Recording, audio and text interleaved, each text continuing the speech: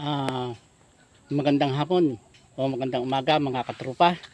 Ngayon ay narito naman po ang albularyo ko ng Kalpan.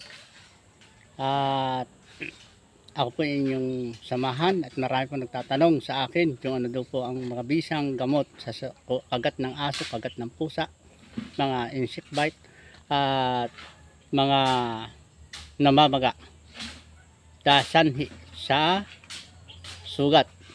Ay atin pong hanapin ang halamang snake plant. Yan po ay napakabisa. At atin pong hanapin sa mga halamang ito at ako po ay samahan ninyo para hanapin po ang gamot na snake plant.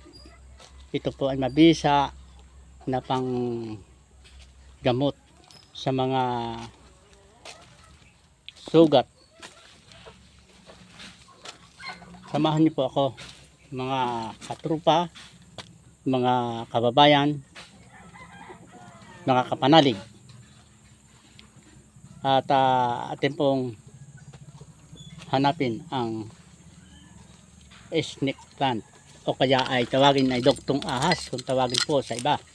Ito naman po ay luyang itim. Ito po ang snake plant.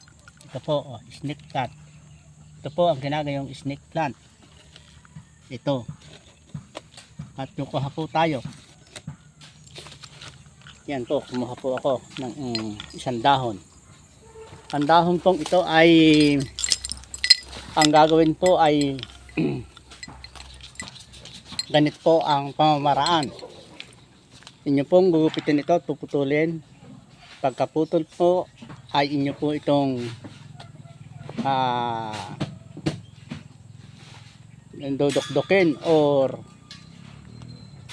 para lumabas ang katas at saka nyo po itatapal sa mga may sugat o kagat ng aso o namamaga dahil po sa mga sanhi ng mga sugat. Ito po ay napakabisa doon po sa mga hindi po nakakaalam, at doon naman po sa nakakaalam ay napakaganda po nito. Ito po ay dagdag kaalaman na aking itinuturo sa inyo, ang snake plants. Paki-like and share po lamang ang aking YouTube channel na ito, at para maraming makaalam sa ating mga kababayan. Alam kong ito ay napakarami, hindi sa ating ito, halaman po ito halaman po sa ating mga paligid. Ito po ay marami, snake plant. Ang tawagin ay dugtong ahas. Yan po. Kung sino man po ang may ang gustong makaalam at paki-like and share po lamang upang kayo laging updated sa aking YouTube channel na ito, ang albularyo po ng Kalapan.